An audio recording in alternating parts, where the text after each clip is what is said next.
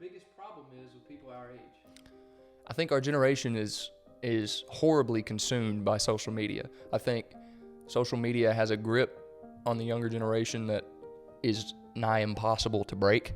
I think social media is detrimental in that it shortens attention spans. It offers nothing of value. It creates psychological issues in its users, especially young people, because growing up in the digital age, you see people that you end up comparing yourself to, people that shouldn't be role models that you put into the position of a role model.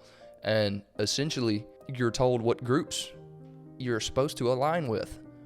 And then you end up not representing yourself as an individual and representing the ideas of the groups that you're told you belong to. And it's not healthy. It's not productive. It's not good.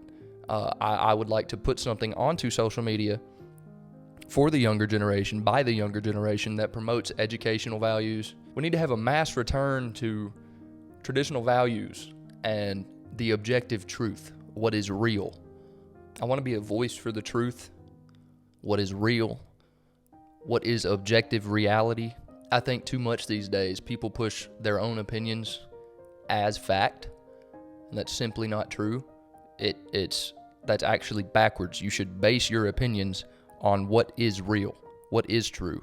You should base your opinions on facts.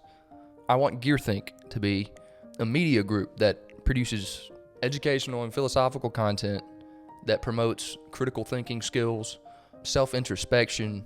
I want to use GearThink to partially offset the mind-numbing qualities of modern social media. I want to do it, right now we've got daily quotes on the Instagram page, but I want to do it through video essays. We have a podcast in the works.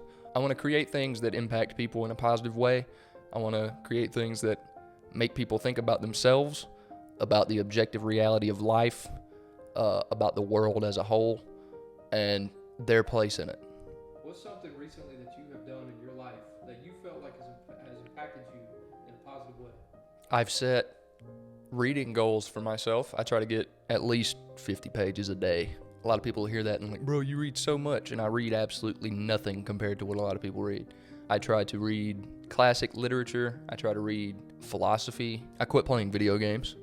Video games are a huge problem for people in my age group. Obviously, we grew up on them, but at a certain point, you have to stop wasting time doing things that have absolutely no impact on anyone at all. You know, if you're making money playing video games, like if you're a competitive gamer, it supports you, pays your rent, feeds your kids, great. Absolutely wonderful. But if you're a 20-something-year-old and you come home from work or you come home from school or whatever it may be, and you sit down and you spend 5 hours playing a video game, that's 5 hours that you could have been doing something actually productive to build yourself up and make yourself someone worth respecting. Who inspires you? People like Ryan Holiday of The Daily Stoic, he's doing really good things. He's exposing stoicism to the younger generation, and I think that's really good. There's a lot of good things in stoicism that I think people need to incorporate into their lives, like the idea that anything you can't control is not worth thinking about because you can't do anything about it, so why worry?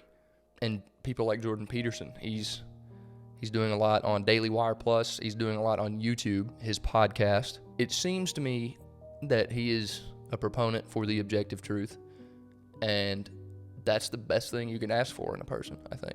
Why should people read? Reading is a window into the minds of some of the greatest thinkers, artists, scientists, politicians, and otherwise notable figures to have ever lived.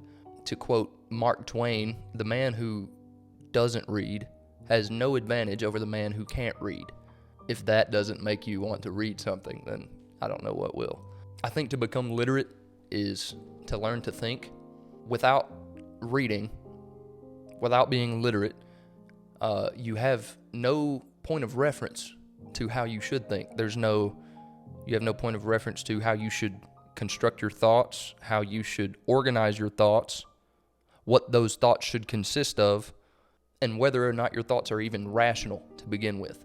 And once you start reading, you'll notice that it becomes a lot easier to form clear and cohesive thoughts, especially when you start writing as well, because writing is just an extended form of thinking, and you can pick up blocks of text that you put down and rearrange it with other blocks of text, and you can take out a sentence here, reword this other sentence, change this word to more accurately describe exactly what you're thinking about, so on and so forth, so that when you start to speak, it is almost as if you're writing verbally.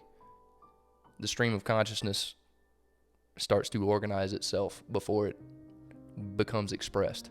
What made you choose purple as the color for your thinking? Purple represents nobility historically, and I think that there's nothing more noble than the pursuit of the highest truth. Philosophy literally means the love of wisdom. And during the pursuit of the highest truth, you gain the highest wisdom. So I think purple was a good choice.